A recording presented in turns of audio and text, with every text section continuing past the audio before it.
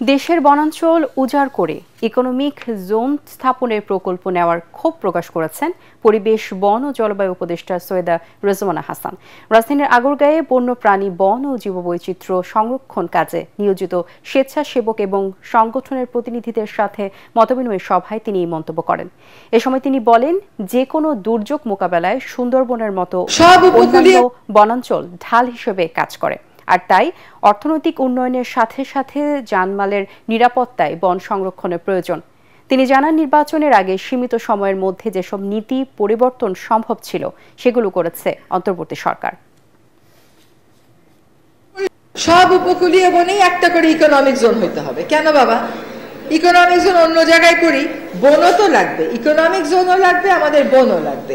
তো আপনারা দেখেছেন যে বর্তমান সরকারের সময় আমরা সোনাদিয়ার যে ইকোনমিক জোন ওইটা বাতিল করতে সক্ষম হয়েছি। কিন্তু শুধু বাতিল করলেই তো হবে না, বন বিভাগকে তো পরের যে দুইটা স্টেপ সেটা তো করতে হবে। তো ওইখানকার অবৈধ দখলদারদেরকে আমাদের উচ্ছেদ করতে হবে, সেই প্রক্রিয়াটাও আমরা শুরু করেছি।